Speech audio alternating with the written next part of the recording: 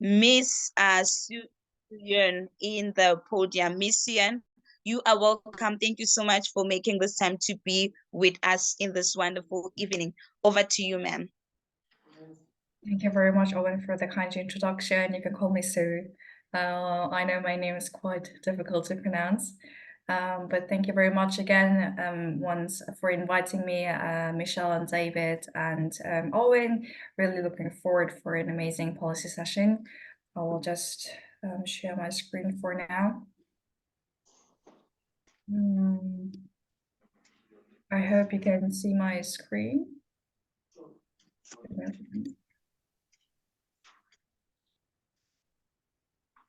Sometimes can get to technicals as my laptop is quite old. So please bear with me sometimes. Can I get some clarification that you can see my screen? Yes, the presentation is up. We can see your screen. Perfect, thank you very much. Sorry, my voice is a bit low because I just finished a 6 hours meeting. So please do some understanding here and there.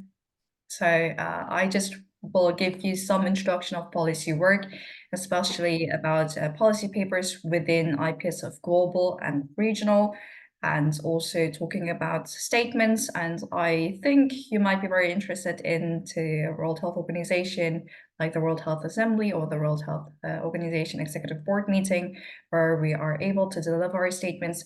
So I'll give you some kind of sneak peek of what this is all about and of how you can be a part of it. And in any case, if you have like questions, please type in the chat box or raise your hands. We will have a question and answer round in the end of the presentation. However, please feel free to just type into the chat box. And if you want to say yes, please type Y, no, and if you have no ideas, please type I in the chat and etc. And I saw on the calendar that it was meant for 90 minutes. However, I don't think that we need full of 90 minutes. I think we're good with 45. So we'll try to limit it by 45 to 60 minutes and then leave like 10 minutes for like more for questions round. So I don't have to introduce myself again, but my name is Sue. You can call me just Sue, and you saw my emails. I spammed a bit with my emails. But the most important information on the sheet you will find at the bottom, policy@ipsf.org.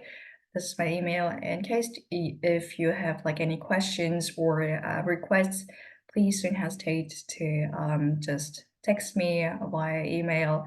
I will make my best to answer them. So we will, as I told you earlier on, we will first start with some introduction of IPSF, because I think you had a lot of trainings on what is IPSF, etc. But this is actually very important to write statements and to know your stakeholders and to better represent our organization. So we'll start with the IPSF part first, then we will go more into general policy work, and then about statements, and then policy papers and stuff, and advocacy work. So IPSF is the leading advocacy organization for pharmaceutical students and recent graduates till up for 4 years, and we promote improved public health and do provide networking and provision of information, and through professional initiatives such as this or some kind of like regional symposia. Those are all the activities we do have also. And some kind of cool history: we are formed in 1949 and we are the oldest student organization worldwide. So I do think that is quite meaningful and very cool to know. Also, we are the oldest, by the one I mentioned, and we now represent more than 500,000 pharmacy students and recent graduates over 100 countries worldwide. Sometimes it's just like a number, yeah, 500,000, okay, that's it. But then you have to know that, okay, I'm writing the policy statements, and then I have the weight of all the 500,000 pharmacy students and recent graduates to represent their voices and their views as well. So if you have the actual number in mind, it is actually quite harsh when you want to draft some statements. Also, some of the structure when you're wondering where policy is. So this is the global structure. As you know, you're in the regional office, AfRO, and then you are part of a member organization. So that's at the bottom of the screen. But in the global region, we have the General Assembly, which is the decision-making organ for IPSF. Then we have several portfolios, and then policy is under the Secretariat and falls under the President's portfolio. So I am collaborating and working with Flynn, who is the current IPSF President, on policy matters. But we also do collaborations with public health. So for example, for WHO events, and then we collaborate with professional development, and with pharmacy education in regards to policy. We say it always, that's the 4 Ps. So policy, pharmacy education, public health, and professional development we have. And when you think about policy, it's kind of like lame. I have to admit it. When I first heard it, I was like, okay, that's just writing, and then researching, and then again writing and reviewing, and then editing, and then it doesn't have an end. And sometimes my policy committee members are, okay, so do we still have to do it? Are there not any other things? But actually, indeed, policy is a lot about writing and researching. So this, our work is, for example, writing statements, joint statements, or statements for WHO, and also toolkits, some kind of other declarations. We help with a lot of policy sessions, such as this right now. And we do collaborations on workshops, and do policy papers in collaboration with other student organizations, for example, EPSA right now. So that was the European Pharmaceutical Students Association, where I edited and helped drafting the policy paper on pharmacy education. I think that was about pharmacy curricula in Europe. So this is all our ways on how we can do it. And we do it a bit also interactively. So there will be a policy and advocacy webinar coming around where we will showcase our policy and advocacy work and do explain a bit more about policy. And those pictures you see right now are pictures from the World Health Assembly, but also of this year's WHO Executive Board meeting, where I was part of the delegation and we delivered statements on climate health, AMR, universal health coverage, and etc. So policy is not that lame. I always remind them. The actual advocacy work and the policy work actually happens, for example, in those WHO rooms where we're able to deliver statements. And one maybe memorable fact is that IPSF is only one of the 2 student organizations which has official accreditation and official relations to the WHO. So we're always able to send out delegates during the WHA, so the World Health Assembly, which is the decision-making body of the WHO. That's how I met Michelle. We were in one delegation last year of the 75th World Health Assembly. And yeah, so we were able to deliver statements and send out a delegation to World Health Assembly meetings to deliver statements, to collaborate with partners, and to do some networking there, here and there. So generally about policy, policy is a guideline and a set of plans for policymakers. So they know what we want and what we are and why we want it, to identify the importance. Because if we do not know why they should implement it, then why doing the effort? So we have to really identify, okay, who we want to talk to. So stakeholders, what's the plan, why it is important, and what we want from them. So that's kind of like what policy is all about. And when you have a sneak peek to our official documents, I don't want to say everything which is on the slides, but yeah, please have a look on the official documents. It really helps much when you want to know what IPSF is. Sometimes I do not know either, because every year there's something different and new to that. So yeah, always staying updated about the news and information. So IPSF is all about providing opportunities and professional development initiatives, also representing, of course, pharmaceutical students and be the voice of pharmaceutical students. We do advocate for the improvements for health systems through collaboration and international dialogue. And one key area here is that IPSF is a global, non-governmental, non-political, non-religious, non-profit umbrella organization. So you'd see a lot of nons. So when you're drafting a lot of statements, you have to really consider those kind of factors, because you shouldn't be too political about certain things, because that is against our code of conduct, or be any time religious. But this can be, for example, very hard when it's about health emergencies in regards to conflicts. So last initiative was one initiative on health emergencies was the statement on Gaza. So that was really tricky for us, because it was, however, a health emergency aspect, but however, there was some political involvement going on. So we really needed to be really specific and really broad in our language to find common ground, to bypass those non-political and non-religious, non-governmental things. So that was actually very hard. And then the mission of the Federation is to advance pharmacy practice in pharmaceutical science, because I always talked about WHO and public health.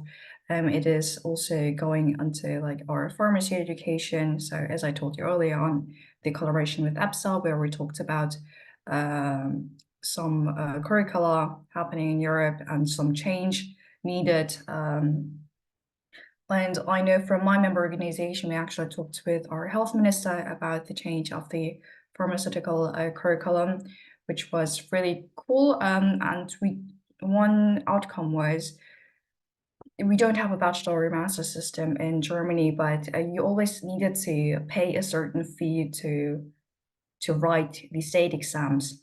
But for the second state exams, or the license exam, there weren't any more fees because of the work from BPHD, so my member organization. So that's how policy can go to advocacy and change the curriculum or the standard of practice here. That's an example I always tell, because that's cool for me. I don't have to pay. Yeah, and the values for the Federation is, again, respect for human dignity and team spirit, encouraging individual initiatives and cultural diversity and individualism. So when we were working together, I think last mandate, when I was the public health advocacy coordinator, I had about 20 to 25 members in my committee. So we were coming from different backgrounds, say from Asia, Africa, America, Europe, etc.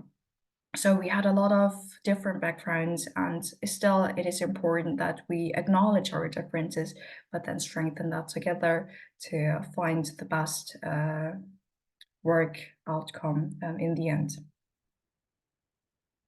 So quick discussion time. I like things being a bit more interactive and me not talking the whole time. So maybe people could tell me about, why should we be involved in policy and advocacy, or if you want to share some projects you did in regards to policy and advocacy, feel free to open up your mic and tell me about your project or your story.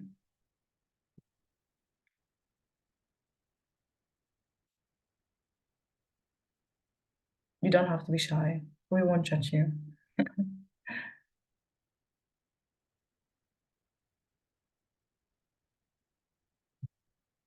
Anyone? Policy, advocacy? Yeah, Michelle.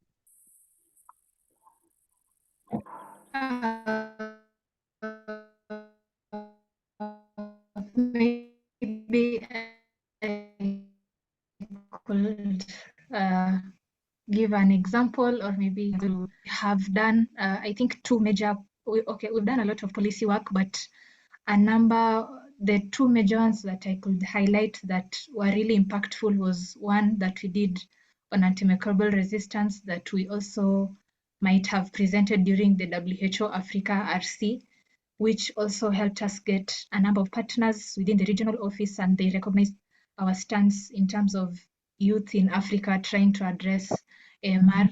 The second one was the most recently concluded one. I think maybe David might have more information on that. We did a policy paper on regulatory systems on medicines in Africa, and I think through David we gave an interview on what we think. We kind of advocated on what we think should be done better on regulatory systems on medicines in Africa, based on the policy papers that were submitted through the member organizations and was compiled at the regional office. Yeah, that's what I could give. That's really great, Michelle. You did a lot of work. Yeah. Okay. No, okay. You just lowered your hands. Okay, I think if we do not have anyone else, we'll just move forward with the next ones. But I mean, the great thing about policy and advocacy is that it can come in different facets. Oh yeah, I see Faith. Hello, I'm Faith.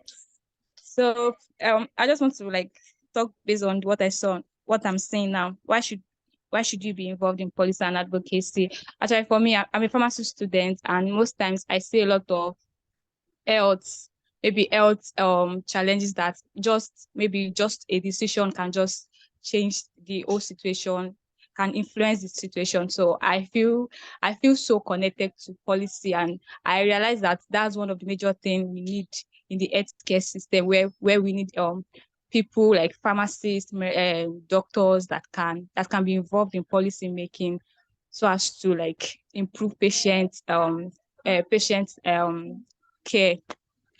That's it for me. Although I've not really seen opportunities in that line in relation to health. Thank you. Thank you very much. Yeah, this is a very, very valuable thing you mentioned. And for me personally, when I want to talk about policy, is that I wasn't actually involved in policy during my studies, to be honest. So you see, so before joining IPSF, I didn't know that pharmacists or like even pharmacy students can actually be involved in policy or go to WHO meetings. For me, it was just something very random because it wasn't just taught in school. And when you're thinking about, okay, policy, then the second step is about, okay, how do I get involved? Third step is, how do I write policy statements or anything? Because you're not involved during, in regards to policy, during your pharmacy studies or your educational tenure or like whatever. So I do believe that IPSF has a very important role in distributing some information about, okay, those are the steps you have to get involved in, and here you can write policies, and with those steps you can write some policy papers or statements even better. So yeah, I'm really appreciating actually the opportunities I get through IPSF, and I'm still learning. I mean, I'm still not writing the perfect statements, however, still learning and still growing, and to get to know various perspectives and to get to know and connect with policymakers and decision makers, and from other healthcare sectors to learn from their perspective. And current policy in here, current work and policy is, we have a lot. So we are going to do some webinars, and we updated actually the policy booklet from 2019. There's an updated one. When you just scan the QR code, you will get to the newest policy booklet, where I just put everything together. So there's the guideline you need for everything in your IPSF policy life. From statements to position papers, to green papers, to white papers, to meaningful youth engagement, everything. So please have a look on that. This will facilitate a lot. And then what we do also is to writing statements and interventions I told you early on, not only in WHO, but also in other UN, so United Nations systems. And then we have a call to action on AMR, and then several declarations on vaccine hesitancy and AMR, and then some policy sessions. Also, one thing we're working on is currently a toolkit to health equity in regards to COVID-19, and then a policy advocacy implementation toolkit to review our efforts to policy and advocacy. And I don't know if you haven't noticed, but IPSF is part of WHO Global Health Workforce Network. I know it's a long name. And there we collaborated with the World Federation of United Nations Association, and then we made a model WHO just to give some actual policy and diplomatic skills to our members. And I know that about 70% of the attendees are pharmacy students or recent graduates. So I was like, yeah, very, very, very much. So going to the next step. So that's the main pyramid you have to have in mind. So the first is problem identification, or that's a spelling mistake. Problem identification, and then research, data collection. Third is stakeholder analysis, policy formulation, then main messages, and then in the end, it's advocacy. So you have to know advocacy without policy is nothing, and policy without advocacy is also nothing. Because advocacy needs still to have a very firm foundation on evidence-based data, and policy without advocacy is just, I'll say plain text with nothing, because it really needs some action instead of words. So that's the main pyramid you maybe have to have in mind. And then some interventions we have in IPSF are first policy statements, call to action, joint statements, position papers, green papers, and declarations. I know those words are quite new, so do not get frustrated by them. I will explain them later on. But policy statements we usually do during mainly WHO and UN. Call to action, we can do that in collaboration with other partner organizations such as International Pharmaceutical Federation, or IFMSA, the medical students, or IADS, the dental students. And again, joint statements are just statements with more than one partner organization, where we are just tapping upon one topic which we identified is necessary to talk about. Position papers later on, and green papers I will talk to later on too, and declarations too.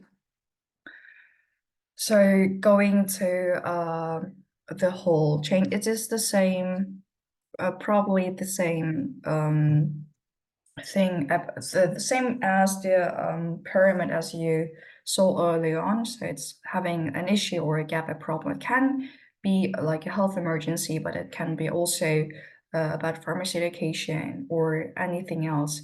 AMR we talked about, health equity is also one thing. Then the stakeholder analysis, like who do I want to talk to? Who are the main stakeholders I need to make this change happen? So like doing more advocacy. And then the third step is to carry out the research and some data collection, because policy is all evidence-based and research-based. And then fourth is generating policy recommendations. So that can be a part of statements or papers or other positions. Then it's negotiating with the stakeholders. So having, for example, the World Health Assembly in mind, you have the opportunity to talk to diplomats or health ministers directly. I was in a site event, and I don't know, the half row was full of like health ministers, and then I was like sitting behind, and I was like, okay, I could technically, talk to them. So those kind of like forums are really important to talk to them and talk about, okay, those are the things we need, those are the things we can collaborate on, this is what I can offer you, and this is what you can get in exchange, something like that. So negotiation skills are actually very important. And then the last is the influence in decisions making globally. That can have like a variety of forms, but one example would be the WHO Youth Council, where IPSF is also a member of, and Sarah, currently the chairperson of Public Health is part of the WHO Youth Council, where they talk about young people's concerns and to implement projects and talk to parliamentarians or governmental institutions to scale up our concerns. And in this regard, I just want to say that policy context is really important. So having in mind that, for example, okay, this is something I want to publish in a regional context. So you have to understand, for example, AfRO, you have to understand the cultural, economic, and the social, cultural, and then a lot of systematic factors you have to have in mind. So those kind of resolutions in regards, for example, AMR would be different from the European view or would be different from the Asian view. So those kind of factors you should always have in mind when talking about policy. So content, context is really important. Also about religious factors and political factors as well. So you have to know what is going on to identify that. Okay, now is advocacy, which is probably just the action point of policy. And the great thing about advocacy is can go to advocacy projects from in the local region, local community, or in your school even, or regional office. So for example, AfRO, and then global levels. So on our side, this is all what advocacy can do. And the wonderful thing about advocacy is that it's really multifaceted. So you can do webinars, talk about certain things, or you can do go on the street and talk about something. So like doing campaigns, social media promotion, you can do that too. So when you look, have a look at IPSF social media site, you will find tons of social media promotion. And then we have some competitions and other projects, workshops, everything. And what I did, for example, for advocacy, when I was a public health advocacy coordinator last year, was we released a short film about mental health with young people. And because I thought it would be really great if we just promoted and showed it to a lot of people. So I gathered my committee members all to this project, and then we presented it to the WHO Healthful Film Festival. And then luckily, we got the prize for the for young people among that. So this is how advocacy can look like. There is no limit in that. And then you shouldn't think, okay, because I'm a pharmacy student, that's like my limitation. But for me, for example, I didn't have any knowledge about filmmaking or music producing anyhow. And then we had like 10 days to the deadline. So I mean, the key point I just want to say is just don't limit yourself and go a step further and go with your team, because you can reach much more and much further and farther with your team. So that's what advocacy is. And this is what I told you already. And some things which is really important is this problem tree. I know our world is quite complex, so there are quite complex matters as well. So for example, this is the solution tree. As you can see, there is one major problem we identified, or like a gap. So this is, for example, universal health coverage. And then there's a limit of universal health coverage in the world. So that has a lot of social and economic and cultural effects on the maybe globally, regionally, or locally. So that's why the green part is there. Because of this reason, there's this reason, and then because of this, there's that, to identify, okay, what would result in when there's still no access to universal health coverage. So that would be, for example, health equity or vaccine distribution during another pandemic. So that could be, again, like a future cause. And then the brown things you can see are the causes. So why is universal health coverage not universal? So those kind of factors. And then you have to know that this A goes to B, and because B, there's C and D. And then because of C and D, there is a limit and a lack of universal health coverage. So you have to see it's very complex. But then if you deep too much into everything, we can't start with Adam and Eve. So you have to really limit yourself, and also looking at your time and what you want to achieve. Quickly through the research metrics, I believe you're a very nice pharmacy student and graduate. So I believe you don't use ChatGPT or Wikipedia as your source. So when you want to research, please use normal sources such as FIP or World Health Organizations, more like formal sources. And then when you're identifying like root causes or like target groups, key policymakers, those are all the parts where you should do research. And then the same with the sources. Use safe sources. Do not use ChatGPT. I see when people use ChatGPT, and then it's not really what you want. So that's basically the same. And here are the policy interventions in IPSF, and I want to start with talking about policy statements. And I think the best way on how to do that is showing you an actual policy statement, so you get to know what it is. So I will just share this screen. So can you see the policy booklet here? Yes, we can. Okay. Yes, we can. So you see, I wrote a lot. So when we go to policy statements, yes, policy documents, I think, not quite sure. Right, so position papers, this position paper, light green paper, white paper, policy statements. So when you're talking about policy statements, there are statements you can do generally, and then there's not a really rough limit on how long the statement should be, and the general framework. But however, I just want to focus on the WHO statements. So during the World Health Assembly, we have the opportunity to deliver individual statements as well as constituency statements. And policy individual statements are about 1 minute long, so about 130 words. And constituency statement is just a statement with other organizations. So for example, our partners, but also like NCED Alliance or FIP, IPSF, or others, Fight the Fakes Alliance, something like that. Solid OECD is also one part.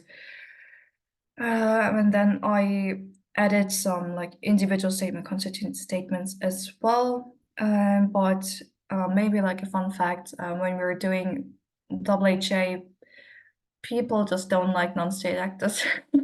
So like us, so they really interrupt after 1 minute. So the chair will be like, okay, thank you, when you're really reaching 1 minute. And if you just do more, they will just ignore it and like mute your mic. So we really need to be concise in the timing as well. For the member state, they will be like, okay, please be short, but then they won't interrupt. So that's one stance. So when you're writing statements again, you have to include IPSF values, origin and solutions, etc., and some background information, what is the global situation, etc. For the WHO, it's not us who are identifying those key issues, it's the public health team. So always prior to WHO meetings, there is a preliminary schedule of all the topics which are covered during the World Health Assembly. Very, very long list about everything. So there's usually Committee A and Committee B meetings, and Committee A meetings is all the health meetings, and Committee B is the very lengthy discussing financing things. But we're always in Committee A meetings talking about health. So we are delivering statements here, and then afterwards the public health team will shortlist all of the topics. So for example, shortlisting up to 7, for example, and then this list will be sent to member organizations, and then the member organizations will vote on them, and then this list will come to me, also the policy committee, and then we will collaborate with the public health portfolio on drafting those statements. So that's how we do topic, member organization views, and then to us, the drafting process. And in the end, there will be the delivering of the statements. So to give you an example, those are the words you can use. Also, just refer to the guideline. I put everything there. So this was an example of individual statements. So we started with Honorable Chair, distinguished delegates. So can do like a formal greeting and then who we are, because sometimes people just don't know. And then we have to say like, yeah, we are 500,000 promotional students and recent graduates, etc. So an introduction to IPSF, and then you have to say what we did in regards to the health topic. This was about AMR, so antimicrobial resistance. So what it is, why we advocated for it, what were the results, to give some kind of substantial numbers. So this is important. And then second is then recognizing the importance, and then you have to add the relevant stakeholders. So who do I want to address this statement to? Is it like society, private sector, or like society, civil society, or World Health Organization and its member states, or other governmental authority, something like that. So stakeholders here, and then the last part is call to action. So what do you want from them? For example, here, effectively engage youth and civil society organizations, and the second thing is incorporate concrete One Health approaches, etc. So that's how a statement looks like. But before drafting it, we cannot just type in and be like, okay, we just start. As I told you early on, we need to do the research. So that's why we need green papers, which is kind of like a preparatory form of research for the statements. I hope you can see my screen. Do you see 13 AMR accelerating national global responses?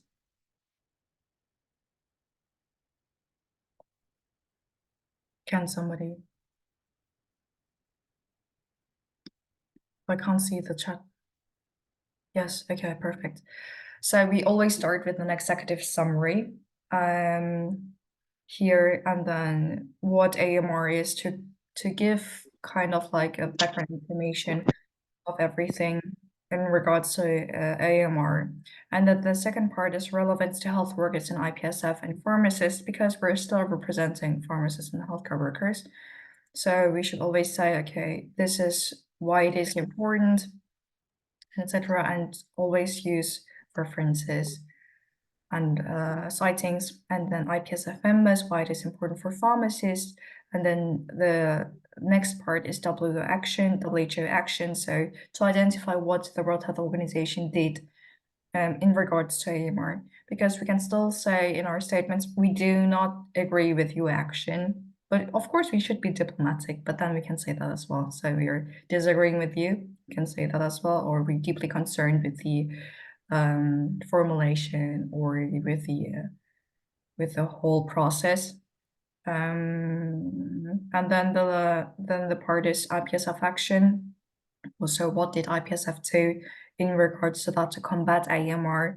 So one example is like in interprofessional collaboration, so talking about One Health with IPSA and then the veterinary students, IVSA, about the virtual AMR summit, which is an initiative from of the IPSF, and then some educational courses. So you have to know, okay, why it is important for us and what we did to do that, and then some recommendations, so to say, call to action, what we want from them to change. So those are the steps you need to do before going to the statements drafting. So for the green paper, it's just a research paper on explanation, to give like background information, the importance to healthcare workers and IPSF and pharmacists. Third is WHO action, and then it's what IPSF did as IPSF action, and then recommendations, a call to action. That's a green paper. That's a green paper. And going back to this, so here again, you can see it's a description of the existential issue. Here, it's no stance or opinion, it's just like a research document on a particular topic of interest. And then moving on, here the structure again. I will share this presentation with you later on. So executive summary, background topic, challenges in the area can be implemented as well, then actions by MO, and then actions by IPSF. You see that green papers differ from the context. So when I was firstly showing you the green paper for the statements, they are different from the green papers which are used in MOs, so member organizations. So always look at the context, because green papers for WHO we use as preparatory work for the statements. In this case, it's just to give like a research document generally. So about summary, background, challenges in the area or locally, and then action by your MO, and then by IPSF. A position paper, I will show you an example of that. This is what you need to write and draft. This is a 1 or 2 pages document, about 300 words about the topic itself. So like your country stands and positions as well. You can also mention your regional concerns if you want to. And then your body, the body about country situation and the relevance or the importance about it, and relevant examples with numbers. So that would be really good. And then call to action, proposed policies and ideas. So the action by IPSF is not mandatory for every green paper. It should be structured based on whatever organization you are writing for. It is on the context. When you want to propose a solution, that's a white paper. So it's the same thing as the green paper. It's just plus the kind of call to action to change it. You propose a plan to how to change it. You can find more information on the guideline. But for green papers, for member organizations, it is a different green paper we use in policy committee. So for us, it's for the statements to give like a background thing. For you member organizations, it's to give like a research based document about summary, background, challenges, actions, and by your member organization, by actions, by IPSF. When you want to propose a change, or if you have a plan on how you want to change it, that's a white paper for your member organization. But more explanation in the guidelines again. I hope that's clear. For the position paper, I will just show you an example of it, but that's basically it. That can be also like a 4th part, which is not really recommendable, but it is possible to just add supporting materials for different angles. But I will just show you an example of a position paper, which was actually one which was submitted in the past. So normally it's like 1 to 2 pages, 300 words. It should be a bit less of words, but I think it was a very good structure. So that was a position paper on the role of pharmacists in mental health, raising awareness and striving towards better healthcare. So the first was introduction to the topic. So you say, okay, what is mental health in general? And then the relevance to their member organizations, and to say challenges and gaps. And then they said, okay, the National Health Students Forum, which was based on the concept of One Health initiatives and composed of different Portuguese students, blah, blah. So that is the second part. And the third part is relevance to the pharmacy profession, because we're still writing from our pharmacy or like future pharmacist perspective. And then the following part should be about the relevance to the country or your region. So you're talking about your country stance, and also getting some numbers I'm not sure what an opinion piece is.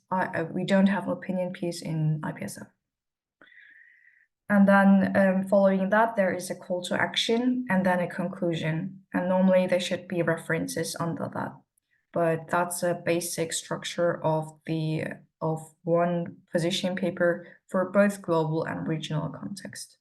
So when you're submitting your position paper soon for digital health and for AfRO's policy topic, sorry, I forgot.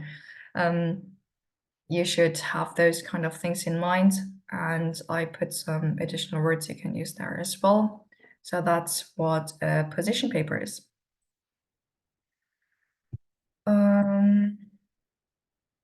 Yeah, so again, for the OPSI, for the position paper, it should be still focused and relevant and feasible.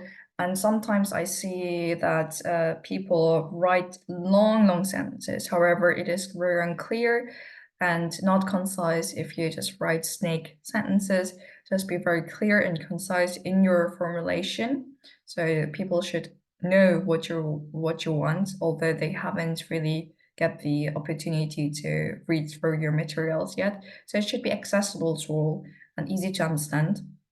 And because you're representing your member organization, so you're like 40 pieces the whole country, it should be still professional and not too academic. So we want, if you put so many numbers and, you know, some kind of pretty like heavy research on the policy paper, no one's going to read it and no one's going to understand because they need to interpret it and to put a lot of work, and it's not accessible to all. When you look at the diplomats, they do not have that much research experience and they have like a very different background. So also when we're talking about healthcare, a lot of the diplomats you will see and meet do not have health background.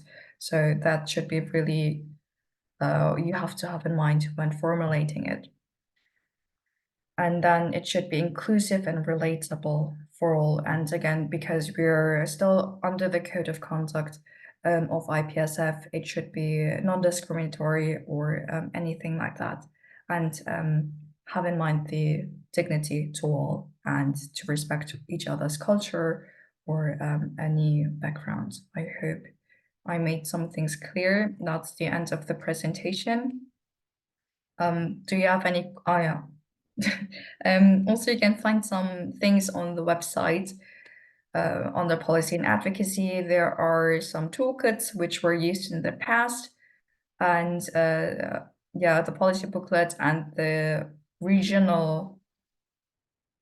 For the regional session, I will just quickly talk about it. It will be found on our website, so please have a look on it. And then going very quickly through the regional resolution. So this is also one guideline I prepared, so please have a look on it because it's very informative. So here again, you will find everything you need to understand the policy sessions, both in regional and global context. And I will just make my screen a bit bigger so you know what's going on. You already chose your topic from last RA. And then it's about gathering position papers, which you are doing right now. Can somebody, yeah, gathering position papers, and then there was one policy session package for. My mic is not opening. Sorry.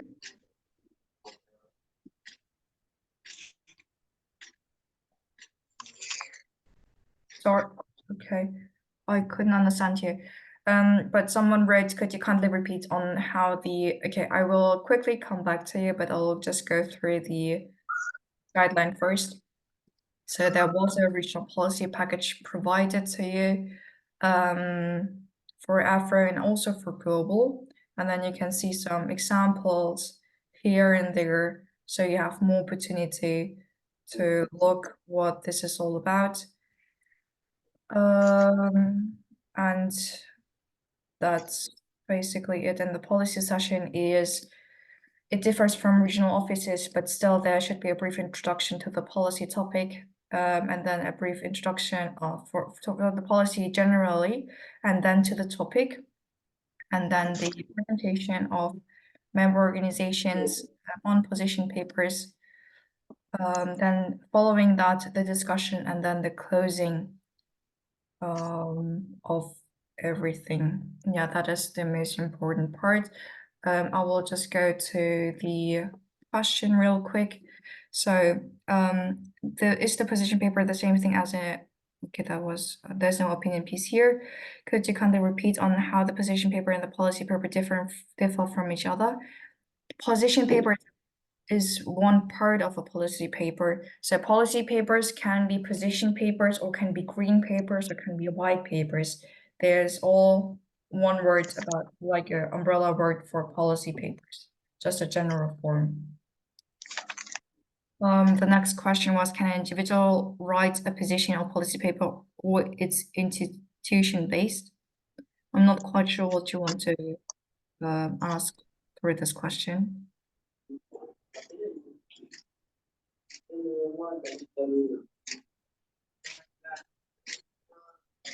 Okay, maybe unmute yourself and explain what you mean by that.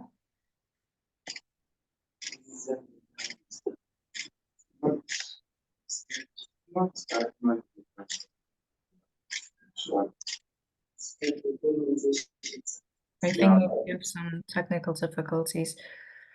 So basically, anyone can write position papers or policy papers. But when it's about submitting position papers for the regional assembly or for the global policy session, you should still represent your whole member organization and submit a position paper based on that. And in any case, if there are multiple member organizations within your country, that can happen as well, you need to work together and submit as one country. Yeah. I hope that answered your question. I will just stop sharing here, and I'm open for any question possible. So the floor is open.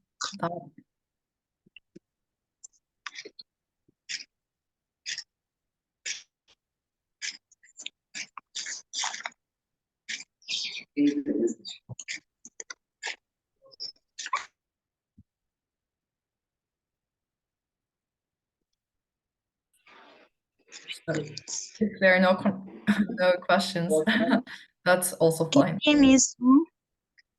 Yeah, I can. Oh, okay. No, thank you so much for this wonderful presentation. I think my question, it goes to the part of, with so much information that we have, may you just please also kind of like elaborate for me, how does the public health department with the policy coordinator work together? How do you guys work together? On the statements? Yes, on releasing the policy papers. We do not, sometimes we do collaborate with the policy papers, but mainly we are collaborating for WHO statements. That's apart from it. So again, when we are writing policy interventions for WHO or UN meetings, the Public Health Committee and the Public Health Portfolio, they evaluate and shortlist the topics we should consider during the meetings, and to draft. They will shortlist, I don't know, from 40, they will shrink it down to 10, and this list will be sent out to member organizations to check, what is the priority topic we should talk about and do interventions on. And this shortened list again, so from 10 to 5, for example, will be sent to us, the policy committee, and then we will collaborate with the public health portfolio on the statements, on the drafting process of the statements. So that's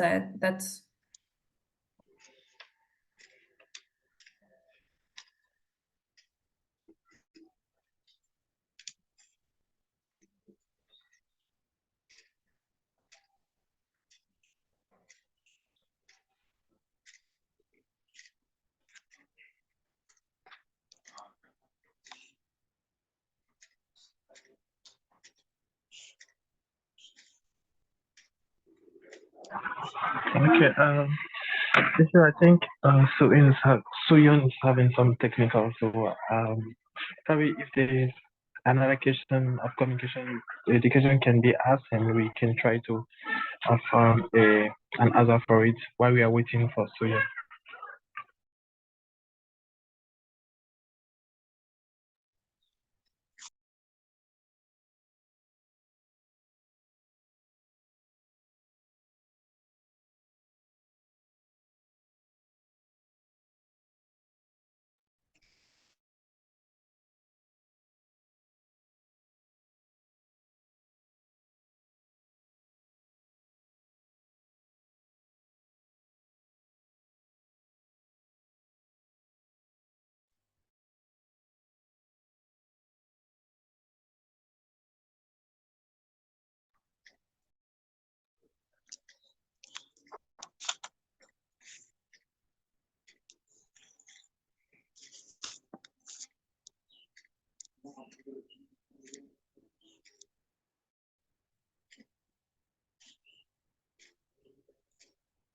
Sorry, I don't know why my laptop did that.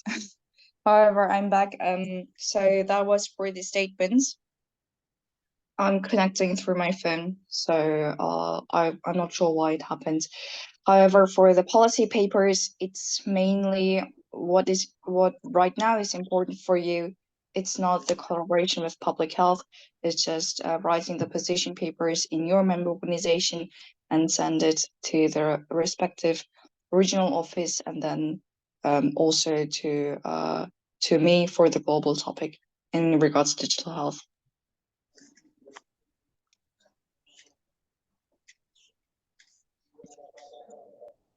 I hope that helped.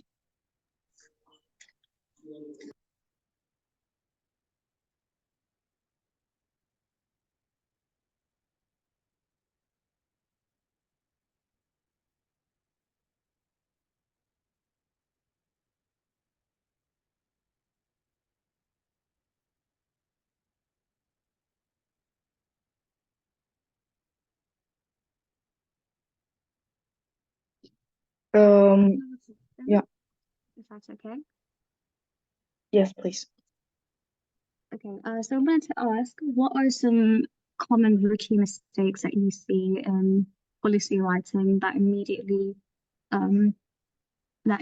help you notice that the policy writing has not been done effectively? And additionally, is there any kind of a mental checklist that you use to check whether or not it has been effectively written? Thank you. Thank you very much. That is an important question. So before those guidelines and everything, there was no much information on how to draft statements or policy interventions or policy papers, because it was very vague and sometimes it differed from regional office to regional office. So it wasn't really coherent within the whole federation. So that was a gap which we really needed to talk about.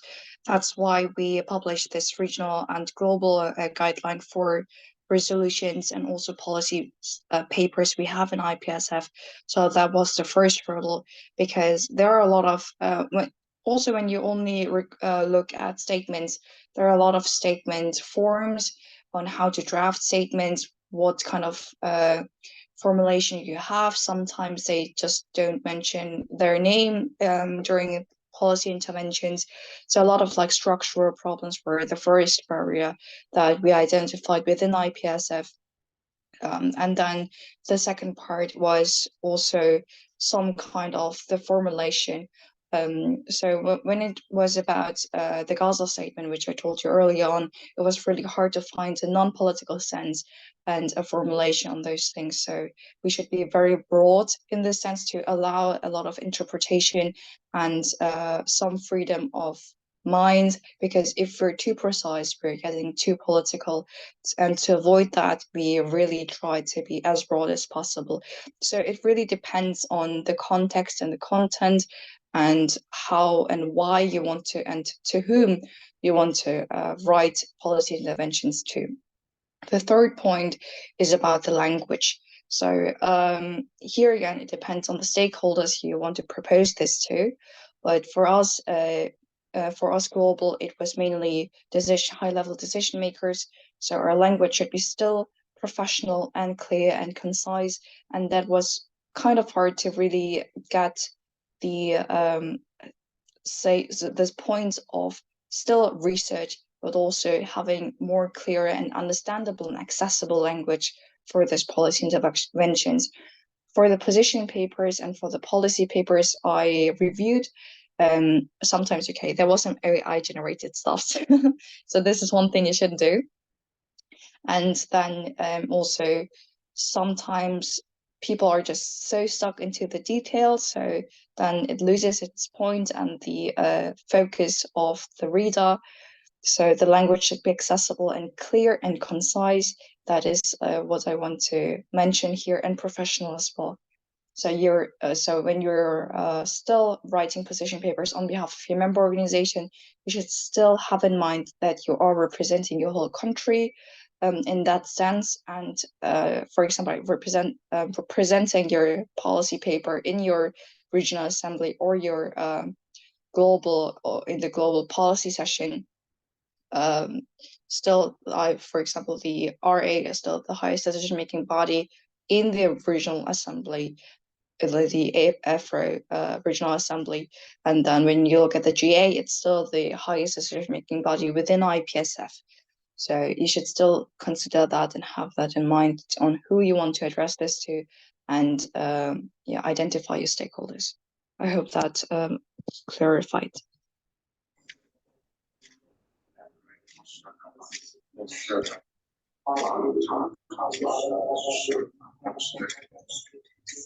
Thank you very much. I have one more question.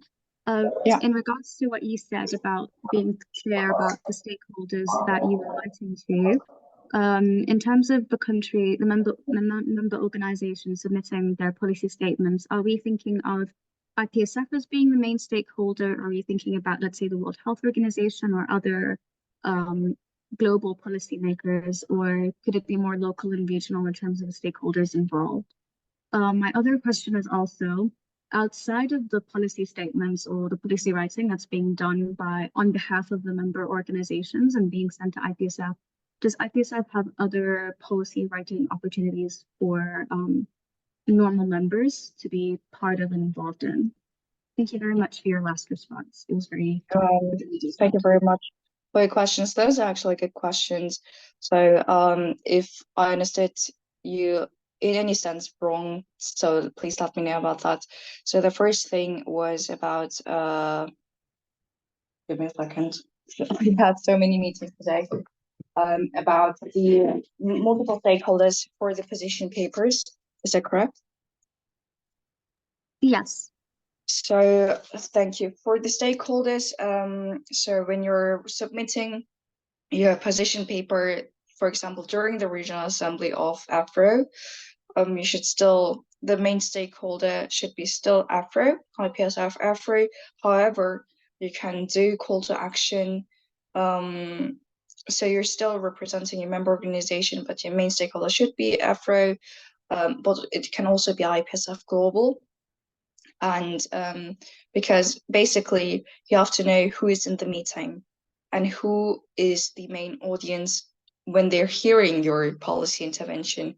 It is great if you say some things to, I don't know, comment something to WHO and the United Nations.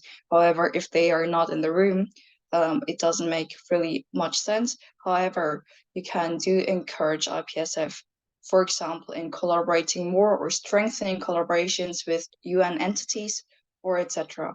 So the main stakeholders should be still AfRO and IPSF and maybe other member organizations within the regional working group. So that would be the most important part.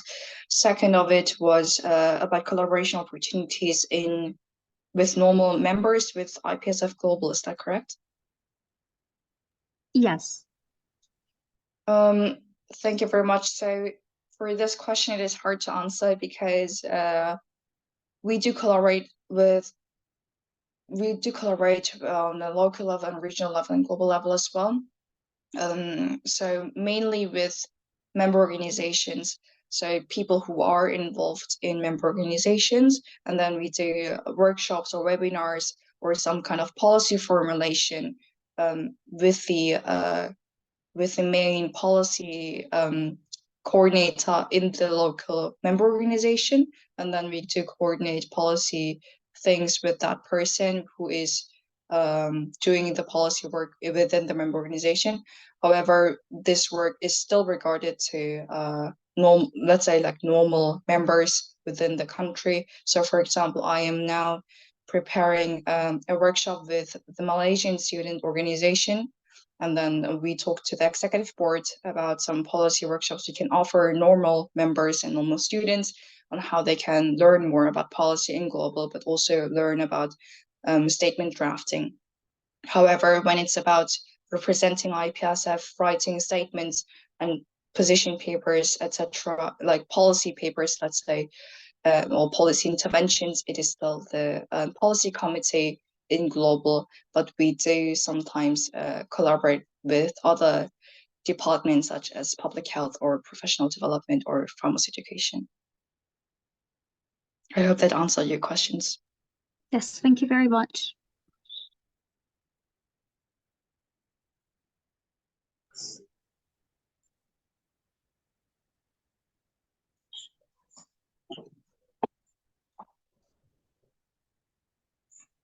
Yes, David. Okay, I guess I could have just unmute myself. I just wanted to add something to what Hyun just said. Yeah, so in terms of collaboration, when we are doing advocacy, I can also add the fact that when we come to the regional level, it can happen that we have for policy statement, we do collaborate with other student organizations, other organizations that are also that are also officially have a collaboration or those are officially related to the WHO. So for the African regional community, for example, last year we have done a joint statement with IFMSA, and I guess that for the upcoming African WHO African regional committees, other organizations, other affiliate organizations have been noticing that, and they have been contacting us to see whether we can do joint statement as well. So I think with the joint statement that when you add your voice to say the same thing, it adds another value to what you are saying, and we get that it has more impact. So that's the point I wanted to. And thank you.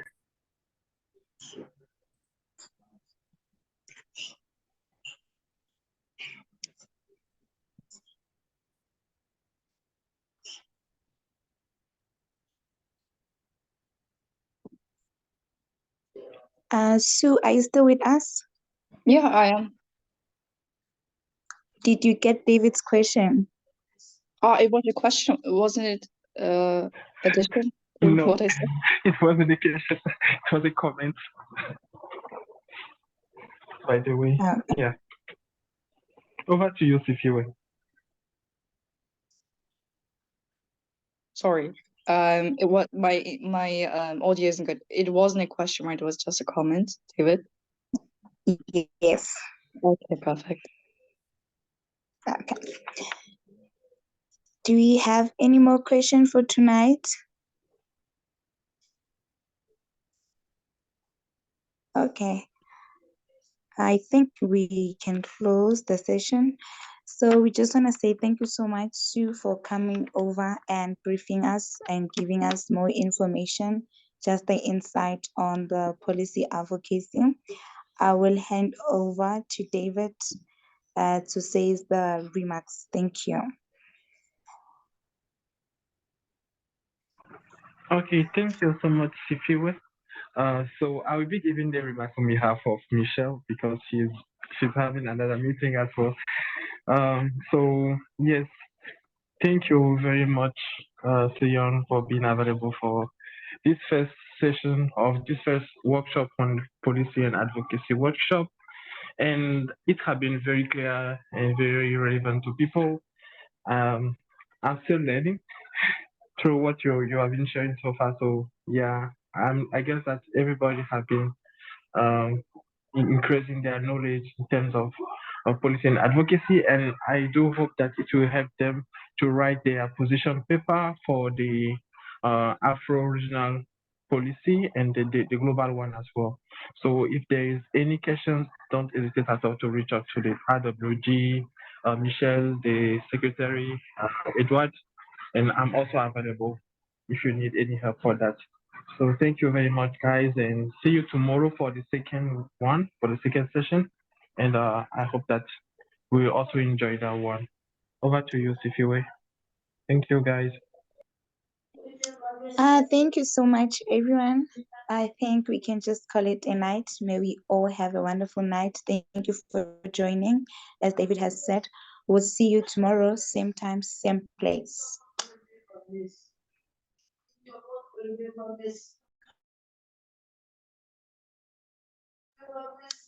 Hey, Daddy David. Hi, baby Sifiwe. How are you? I'm good. How are you? I'm fine too. I thought people would stay so that they can open their cam and we take a photo together. People are leaving already. You I said hope what? that tomorrow we can do it. People What? could open their cam probably tomorrow. They can open their cam after the session and we take a group photo for the record. I thought you were going to do it because that's why I was like, okay, let's have a night. Because I thought you were going to do it.